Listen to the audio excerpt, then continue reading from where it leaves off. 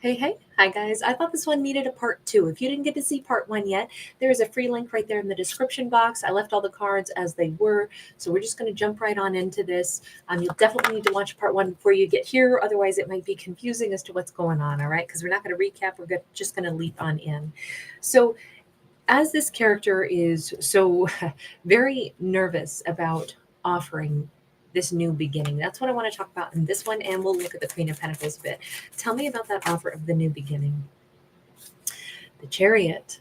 This is an offer of, so remember back when they were so happy and it was the sun and everything was amazing. Even though this is the Chariot, it's basically got the same energy to me. Dolphins are playful and chatty and intelligent, and they're playing and they're racing along side by side, and they're, just frolicking and they're moving things forward with this beautiful energy, much like this relationship was once upon a time. So basically, we have a character who wants to recapture that. They want, with this offer, they want to start and say, could we be what we were? Could we move forward with that love and that delight? Well, that's a big ask for them, isn't it? Because they all of a sudden went completely ice cold, as we saw in part one, and from what we could tell, they shut down everything completely, like completely, and possibly for a prolonged amount of time. They're very worried about offering this new beginning because it's not a new beginning after all. It's that they want what they had in the past with a character who they suddenly pulled the rug out from. So this is a good time to maybe just ask, tell us just about the Queen of Pentacles. Queen of Pentacles was no joke. Queen of Pentacles is a Queen of Pentacles. Well, isn't that isn't that perfectly aligned, right? So she is who she is. She hasn't really changed other than she might give more wisely these days. She may not be so generous as she was once upon a time in part one. She may be someone, since she is sideways, she has learned that, you know, giving is still something she likes to do, but I don't think she's 100%. She doesn't give the way she used to. She has boundaries, maybe. Queen of Wands. This queen is hotter than she's ever been. Queen, king, doesn't matter. Doesn't matter what gender, but we're going to keep saying she. She's hotter than she's ever been. She has. So I always think of the Queen of Wands as probably our most self-assertive queen. She's the one who looks across and goes like, so you want my time? A lot of people do.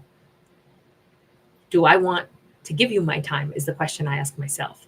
She has no problem being just a little bit rude, whereas a Queen of Pentacles can be somebody that is a little bit more like mama, nurturing, like really wanting to do for people. A Queen of Wands says, part of me doing for you is, letting you enter into my world. She's not full of herself and rude quite the way I'm making her sound. It's just that she's much more confident in, and much more, like I say, self-assertive, very passionate, but has a stronger sense of, she doesn't really show love necessarily through acts of service the way the Queen of Coins would. She expects that characters would give to her as well to capture her attention, and that should be a two-way street.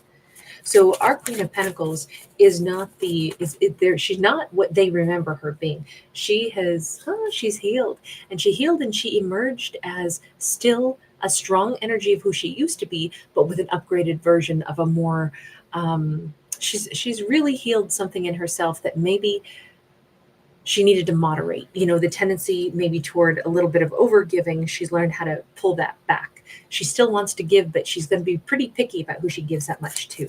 So a lot of healing for her. Five of Swords, and she also has learned how to put up fences to keep people out. She has no problem possibly having some sharp words when she feels like it. She's healed enough to say, what I learned is sometimes you need to block people that play games, or if somebody wants to win against you, just let them have the win. But what you're winning is a pretty crappy prize, because what you're losing is me. That's what you won, is I'm not in your life anymore. You can't access me anymore. And she swaggers on out of the room and is just like, whatever, fools are going to be fools, but I don't suffer fools. So you can win all the stupid prizes you want, because your stupid prize is you can't access me anymore. sucks to be you. And she just bounces. Like, that's kind of the attitude of the Queen of Wands energy. I would argue, let me just ask, I don't think that as the Queen of Wands that she's like morphed into, she's probably, wringing her hands or thinking about this person from the past that we saw in part 1, who could well be a Libra. But let me ask, does she think of them? The Tower, she says, think of what? A situation that completely was, like demolished. It's over. All the pieces crumbled away. Why do you think that all the pieces crumbled away? Like, we saw it already, of course, but I want to see from her perspective. Life force energy, 2 of Wands. What she says is they picked a different route in life, obviously, because they didn't pick me, and that's great for them.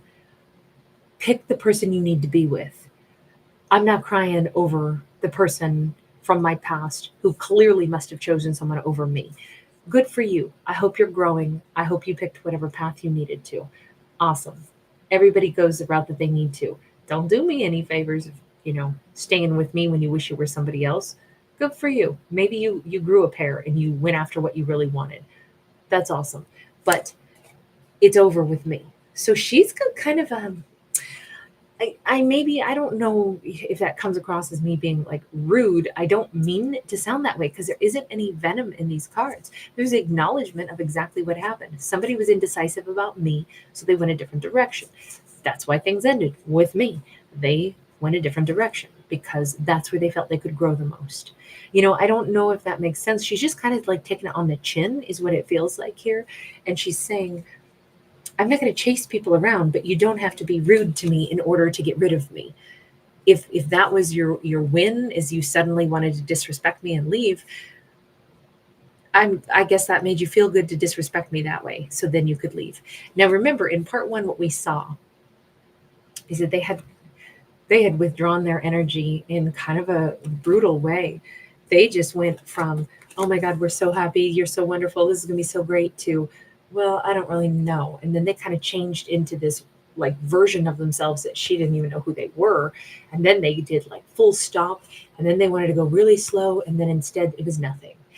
That's a really bizarre roller coaster when it's so beautiful. It's a sun card. It's so happy, to, okay, wait, this is kind of confusing, to this is really imbalanced, to, okay, so you don't want to do this.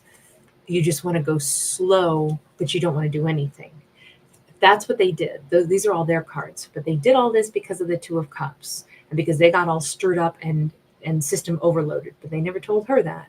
They didn't say, I'm overwhelmed, I'm having whatever these either past life memories resurging, and I just need to lay down because this is so much energy and so much for me to like sift through. I want to be with you, but I'm like overwhelmed at the moment with whatever this 6 of Cups card was in part 1. So all she knew on her side, because they didn't tell her any of this part, right? All she knows is all of this behavior. What she felt from them was all of this mess. Everything's great. Oh, wait, no, I don't think I want you. In fact, let's go slow. In fact, no, I don't want to do anything. And they know that it was really wrong to act that way. So doing the full stop on this one, I can understand why she just got super matter of fact. And what I love about her is that instead of being like, oh my God, I feel so bad about myself, she's like, I don't feel bad about myself. I feel just fine about myself. I feel like even if it, hurt my feelings, I can heal because they were disrespectful to me. That part hurt. But anybody who needs to be with somebody else, you just got to go be with somebody else. But end things properly, but you chose not to. So that's fine. You obviously didn't want me in your life. That's fine. I wasn't going to chase you around anyway, but you felt the need to insult with that 5 of Swords. That can come across as pretty vicious. And she's like, in no uncertain terms, it's over because they picked somebody else and that's where they're happier. So she just kind of rolled with what she experienced and rationalized the best she could, which kind of makes sense that she would rationalize that way because that's the only information she had to work with. You wanted me, it was so great, and then you didn't want me at all. After a weird, removal of your energy, but you didn't have to do that.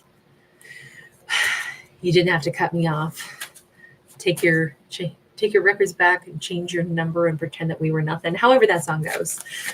Now I'm just somebody that you used to know. Yeah, but she's not even singing that song. She's just like, they didn't have to behave that way to the end, because you could have just left me and it would have been fine. You could have just said you're not interested, you want somebody else, and it would have been fine. But instead you did this weird detachment thing. So I can understand how she just moved forward, but I love that it didn't destroy the way she felt about herself. That's awesome. So let's turn to what is happening with their nervousness about them making this offer for, hey, can we be dolphins again? Can we move forward with that chariot card? Can we start over? Can we do all of this? Can we be happy? Can we reclaim the sun? The universe says, could be a hard sell. We got the 7 of Wands. First off, she definitely has them like just blocked in her phone. I don't think she blocked them. I think she probably just got rid of contacts that were unnecessary. So for them to even get a chance to communicate with her could be a little difficult. That is going to be their first hurdle, is how do I talk to her? High Priestess, she seems to be hidden away. I don't know if they know where she's at. This is hidden. Now, she definitely does not know that they're trying to pry a gateway open to reconnect with her either. But this looks like she's kind of intentionally keeping herself, I don't know, with that sailing ship, she may have gone somewhere else. Even here, back from part 1, we saw them holding a map. And I always think that this is somebody who doesn't know where somebody is anymore. We have an Ace of Wands. We have the Temperance. She's really in a place of peace and harmony. She is ready to open up a new book of love with somebody. You notice that she's right at that cusp of letting them go and letting a new bird fly and land in her hands. Remember, the thing that they couldn't give her before was any kind of temperance, right? There was no balance. They went from this is wonderful to temperance in the reverse, totally like distorting everything. She's really letting go of even the memory of that and about to welcome in a new romantic partner. She may already have, like a bit of a fantasy of somebody new showing up in her life. I don't know if they're there. The reason I would say a bit of a fantasy aspect and that it hasn't happened yet is because, well, High Priestess is there, so High Priestess picks up on vibes. She knows that there's a lover coming in. The fantasy aspect comes from reading a book, right? Unless we're reading straight up nonfiction, novels and stuff that are fiction, it is like, it's fantasy. It's a little flight of fancy so that we, just kind of like imagine better things happening in our life. And then that puts us in a great mood. And then sometimes it really helps us to manifest. Like, that's what I love about storytelling. It's not that it's going to be what happens, right? I'm a fictional storyteller. I'm not telling anybody anything real about how their life is going to go. But when there's like, storylines that are like thought-provoking or uplifting, sometimes it puts us in a great mood or a more thought-provoking mood. And then from there, we might be inspired to make positive changes in our own life, or it just helps us to manifest like, oh, I don't want what that character had. I'm going to do better for me. And it can be a real positive, vibe, even though it doesn't actually have any bearing on reality. It's just, entertainment is to entertain. But sometimes it also makes us think about the world in a different view. That's what she's doing here with this book. She's thinking about love in a different perspective, but she could be not really having a new partner in her life yet, but she's envisioning it. So she's kind of maybe thoughtfully manifesting. So if the universe is saying she's on this cusp of somebody new and they're going to have a bit of a trouble even getting to talk to her, what's the message for them with that 7 of Wands that they've got? 10 of Swords, 4 of Pentacles, Hierophant. The message to them is like, picture it from her point of view. She thinks it's completely over. She's not keeping her eyes open for any message. And especially if you lost track of her, she lives in a different place. Her message may not even, whatever message you send to her, she likely won't even get it. So they're going to need to sit down and really think from their higher self, what's it really going to take for them to connect with her? Because as far as she knows, they're off her radar completely. It is over. So the universe is like, you do realize you're trying to imagine connecting with her when she doesn't really think that you exist in her world anymore. She certainly doesn't think that you care about her. She's not even trying to hide from you. She simply probably has, like, if they mail something to her old house or something, or her old phone number or something like that, she's not going to get it. This is again, the gate, right? They're gated out of her life unless they do some deep thinking. And what is the deep thinking suggesting here with that Hierophant? What is if they connect with their higher self? King of Pentacles, Six of Wands. They really need to consider who would they need to be to move toward her. They can't just come in and be like, hey, I want to offer you a new beginning. Can we be dolphins together again and just be really happy? They need to come in and offer.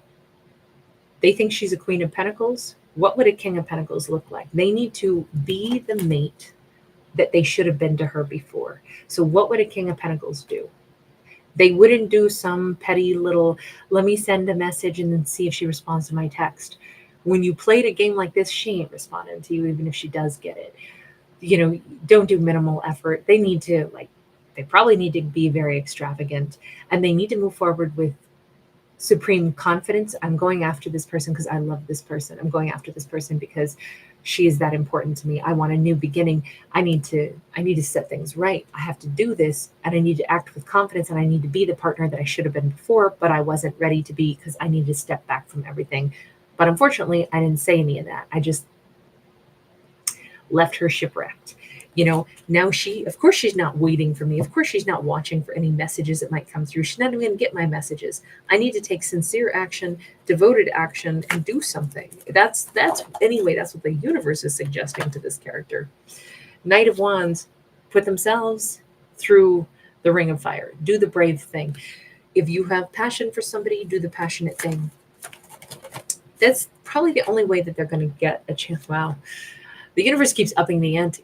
Like, think about yourself as that mate. What should you be offering? How should you be approaching? Then how much time are you going to waste? Why don't you waste no more time? And then why don't you go in and really show that you are ready for a committed relationship and be an emperor and be all those things? Because she's expecting an amazing romance on her horizon.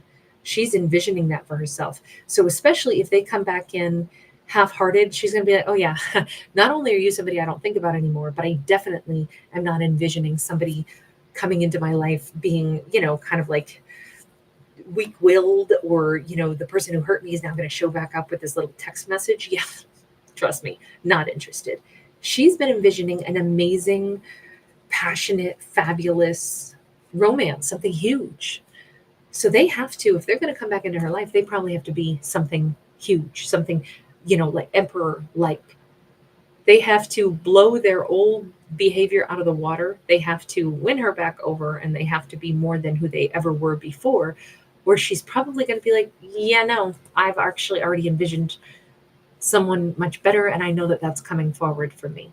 Now, ironically, if they settle their energy and really think about things and choose to think about who am I, who is she, how badly do I want this, how will I approach her, and they do it right, what's ironic is they will be that amazing, fantastical thing that she's been manifesting. She just never knew it would be their face it would be showing back up. She imagined some amazing emperor maybe, but she didn't realize it could still be them.